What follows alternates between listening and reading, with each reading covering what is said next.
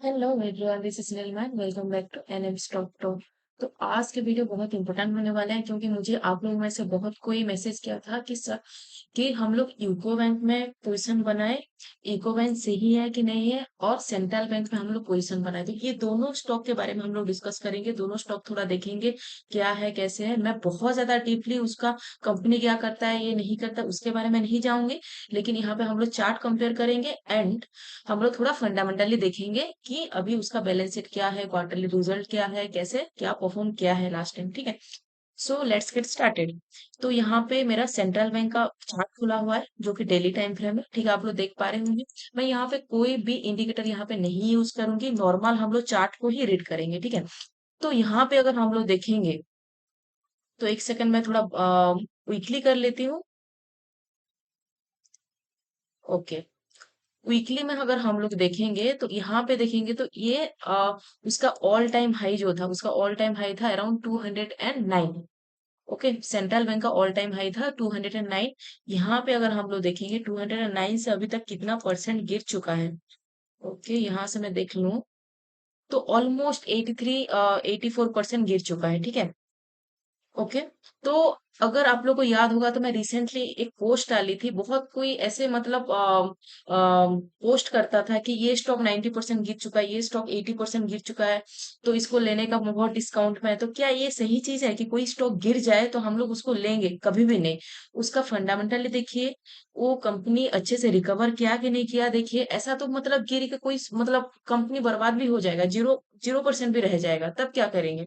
तो इसीलिए हमें हमेशा अच्छा स्टॉक में पैसा लगाना चाहिए। ऐसा नहीं है कि कोई स्टॉक बहुत गिर गया तो उसको लगाना चाहिए, वैसा वाला बात नहीं है। लेकिन हाँ, कुछ अच्छे स्टॉक रहते हैं जो कि मतलब गिरते हैं और फिर मतलब उठने का चांसेस बहुत बढ़ जाते हैं। तो उस टाइप के स्टॉक में हम लोग पैसा लगा सकते हैं। यहाँ पे हम लोग को क्या दिखा है, अराउंड 89% 90% ऑलरेडी स्टॉक गिर चुका है ऑल टाइम हाई से। ठीक है, ये डेली में नहीं दिख रहा था इसीलिए मुझे वीकली करना पड़ा। ओके, और एक चीज मेरे को यहाँ पे दिख रहा है कि यहाँ पे देखेंगे तो ये जो पॉइंट है, ये जो पॉइंट है यहाँ पे बार बार ये रेजिस्टेंस काफी पहले भी लिया था, अभी भी लिया है। ये आया था, फिर ऊपर गया, फिर यहाँ पे पास के पास आया, फिर ऊपर गया है। जैसे कि ये वाला पॉइंट पे हम लोग देखेंगे, अभी वो पास पास में ही है। ठीक है, तो यहाँ पे 43 के पास में बार बार ये मतलब सॉरी रेजिस्टेंस में बोल दी, सपोर्ट ले रहा था, बार बार सपोर्ट ले रहा था, पहले भी लिया है एंड अभी भी यहाँ पे इसी पास पास में है। ठीक है, तो ये एक अच्छा पॉइंट है कि इसके पास में है। तो यहाँ से हम लोग का दोबारा रिकवर हुआ था। तो ये एक मतलब वीकली टाइम फ्रेम में देखेंगे तो ये रेंज बाउंड भी हो जाता है। ठीक है, एक रेंज बाउंड भी हो जाता है। मैं जैसे बोली कि स्ट्रैटेजी डिस्कस नहीं करूंगी, लेकिन मैं चार्ट पैटर्न यहाँ पे डिस्कस कर रही हूँ। यहाँ पे एक बारी, दो बार, तीन बार, तीन बार ये रेंज बना चुका है। एक सेकंड, मैं यहाँ पे आप लोग को ऐसे दिखा देती हूँ तो ज्यादा अच्छा रहेगा। ये देखिए, वीकली में हम लोग देखेंगे तो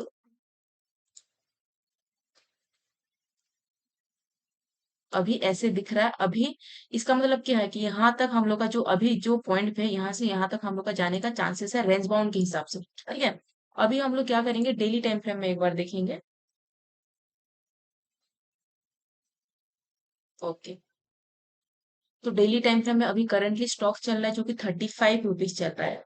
ओके, ऊपर से 90% गिर चुका है, 35 रुपीज चल रहा है और रेंज बाउंड भी यहाँ पे दिखाई दे रहा है। ठीक है, उसी तरह अगर हम लोग यूको बैंक में अगर देख लेंगे, यूको बैंक में क्या चल रहा है,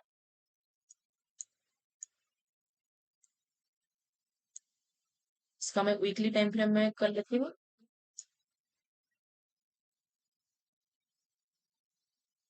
अगर वीकली टाइम फ्रेम में करके मैं देखूंगी ऑल टाइम हाई से कितना गिर चुका है, ये ऑलमोस्ट 80% गिरा है, वो 90% गिरा है, ये 80% गिरा है। ठीक है, और फिर यहाँ पे मुझे ऐसा कोई खास मतलब रेंज बाउंड तो पूरा मतलब यहाँ पे देखेंगे वीकली में तो यहाँ पे थोड़ा सा रेंज बाउंड दिख रहा है। ये आप लोग खुद निकाल सकते हैं, मैं नहीं निकालूंगी। और एंड ये एक अच्छा सपोर्ट के पास है, वो भी एक सपोर्ट के पास है, ये भी सपोर्ट के पास है। ठीक है, ये 28 रुपीज पे है, वो 35 रुपीज पे है। सेंट्रल बैंक जो है 35 रुपीज पे है। ओके, तो दोनों ही मुझे इस पर्सपेक्टिव से दोनों ही सही दिख रहा है कि ये भी मतलब सपोर्ट के पास है एंड सेंट्रल बैंक भी हम लोग का सपोर्ट के पास है। ऊपर से वो 90% गिरा है, ये ऊपर से 80% गिरा है। ठीक है, इसका अगर हम लोग थोड़ा थोड़ा सा मतलब जाके स्क्रीनर में देखेंगे कि क्या हो रहा है स्क्रीनर में, एक सेकंड, मैं सेंट्रल पहले देख लेती हूँ। सेंट्रल है इन्वेस्टर प्रोस्पेक्टिव से देखेंगे तो कैसे क्या है। यहाँ पे प्रोमोटर जो है 89.27% है। एंड जो पब्लिक जो पब्लिक है यहाँ पे बस 4% है। ठीक है, इसका मतलब क्या है, ऑलमोस्ट 95% जो है स्ट्रॉन्ग होल्डिंग, अभी ऑलमोस्ट 95% का स्टॉक जो स्ट्रॉन्ग होल्डर के पास है। ठीक है, ये बहुत अच्छा वाला बात होता है। उसी तरह अगर हम लोग यूके में देख लेंगे इन्वेस्टर पर्सपेक्टिव से, ये भी ऑलमोस्ट 95% है। ये 4% बस पब्लिक के पास है, और बाकी सारे मतलब प्रोमोटर, एफआई, डीआई, ये लोग के पास है। तो ये भी 95% से ऊपर है, तो ये भी अच्छा वाला बात है। दोनों इस केस में, चार्ट में भी दोनों ऑलमोस्ट सेम लग रहे थे, इसी केस में भी हम लोग का सेम लग रहे हैं। ठीक है, उसके बाद हम लोग यहाँ पे थोड़ा प्रॉफिट एंड लॉस देख लेते हैं। प्रॉफिट एंड लॉस देखेंगे, नेट प्रॉफिट जो कि 2014 में ये प्रॉफिट में था, 1500 करोड़ का प्रॉफिट में था। उसके बाद बीच में थोड़ा सा कमा, 1100 करोड़ हुआ, फिर माइनस में चला गया। ठीक है, फिर माइनस में था। एंड अभी 2021 से ये थोड़ा रिकवर करना स्टार्ट हुआ है। 3 4 5 5 साल से रिकवर करना स्टार्ट हुआ है। और अभी हम लोग का ये हाईएस्ट एवर प्रॉफिट, जो कि अभी तक कभी भी नहीं कमाया था, हाईएस्ट एवर प्रॉफिट जो कि 2445 करोड़ का है। एंड टीटीटीएम जो है, सॉरी टीटीएम जो है, ट्रेलिंग 12 मंथ, इसमें 2500 करोड़ का नेट प्रॉफिट है। ये हाईएस्ट एवर है अभी तक का। ये बहुत अच्छा वाला बात होता है कि कोई कंपनी धीरे धीरे करके बढ़ते हुए वो पिछले को छोड़ के हाई और हाई लगाता जाए, तो बहुत अच्छा वाला बात होता है। तो अभी हाईएस्ट एवर प्रॉफिट है। ठीक है, उसी तरह अगर हम लोग देखेंगे सेंट्रल में देखेंगे, तो सेंट्रल में एक बार बैलेंस शीट, इसमें क्या देख लेते हैं हम लोग, प्रॉफिट एंड लॉस। तो प्रॉफिट एंड लॉस देख लेते हैं। यहाँ पे भी देखेंगे तो ये भी माइनस में पहले था, जो माइनस में होते हुए ये 22 से, वो 21 से स्टार्ट हुआ है प्रॉफिट होना, ये 22 से स्टार्ट होके प्रॉफिट होके अभी इसका हाईएस्ट एवर प्रॉफिट है 3943। एंड टीटीएम जो है 4283, ये भी हाईएस्ट एवर प्रॉफिट है। तो ये भी दोनों केस में सेम ही दिख रहा है मुझे। ठीक है, यहाँ पे देखेंगे रेवेन्यू कैसे जनरेट किया है, तो रेवेन्यू इसका 34,000 करोड़ का रेवेन्यू जनरेट हुआ है, कि अभी तक ये रेवेन्यू उतना कभी भी जनरेट नहीं हुआ था। ठीक है, उसका भी देखेंगे तो इसमें 2500 करोड़ का, ये भी अभी तक का हाईएस्ट एवर रेवेन्यू जनरेट हुआ है। ठीक है, अगर इसमें थोड़ा बैलेंस शीट देख लिया जाए तो इसमें रिजर्व कितना है, 1800 करोड़ है। एंड सेंट्रल बैंक का रिजर्व कितना है, इसमें 2700 करोड़ है। ये ज्यादा, इसके पास, कंपनी के पास अभी 27,000 करोड़, 27,830 करोड़ का अभी मतलब रिजर्व है। एंड यूको बैंक में जो कि 1800 करोड़ का रिजर्व है। उसके बाद ये लोग कितना लेकर रखा है बोरोइंग, हर एक मतलब बैंकिंग सेक्टर में बोरोइंग बहुत ज्यादा रहता है, वो बहुत कॉमन वाला चीज है। तो इसमें बोरोइंग कितना है, 21 करोड़। ये लोग के पास जितना है उससे कम ये लोग का बोरोइंग है, ये तो बहुत अच्छा वाला बात होता है।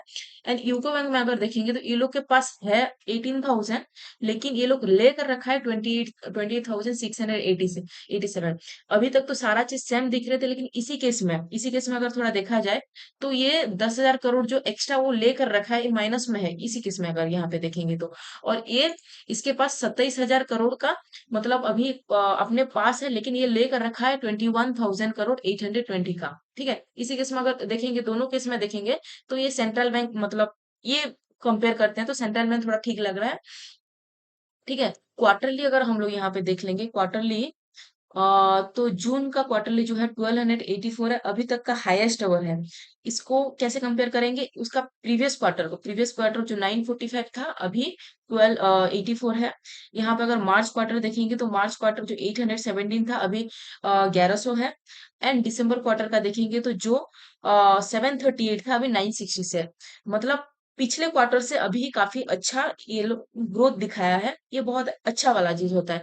उसी तरह यूको बैंक में देखेंगे तो यूको बैंक में भी क्वार्टरली एक बार चेक कर लेते हैं।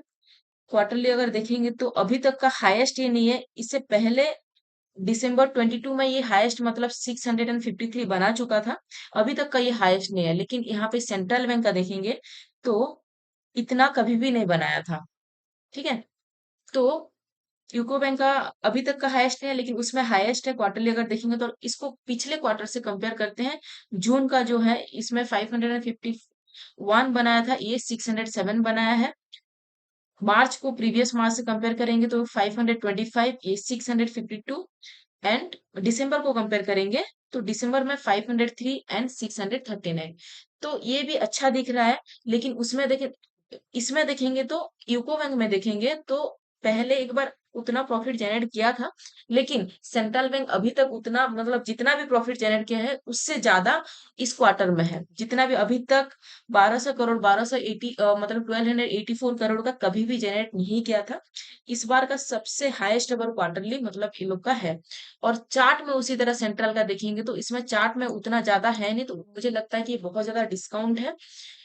एंड यूको बैंक में भी वैसे सेम है, दोनों में मुझे अच्छा ही दिख रहा है, दोनों का काफी अच्छा ही दिख रहा है। ठीक है, तो दोनों में मैं पहले अगर मेरे पास मतलब एक लेने का रहेगा तो मैं पहले सेंट्रल को चूज करूंगी, उसके बाद यूको को चूज करूंगी। लेकिन दोनों का अगर रेटिंग किया जाए तो आउट ऑफ 10 दोनों ही मतलब 9.5 एंड 10 ही है। तो अगर आपके पास पैसा है तो दोनों में भी लगा सकते हैं, लेकिन अपने खुद का एनालाइज करें, एनालाइज करके लगाइए खुद, मतलब देखिए कि फंडामेंटली चार्ट वाइज सब कुछ सही दिख रहा है तब लगाइए। मेरे हिसाब से मत लगे, मुझे जो लगा मैं आप लोग को सजेस्ट करी। Thank you so much guys. अगर आप लोग को मेरे चैनल मतलब मेरे वीडियो अच्छे लगते हैं तो सब्सक्राइब करिए, थोड़ा सा कमेंट डाल दीजिए, तो मुझे भी मोटिवेशन मिलते रहेंगे। Thank you so much.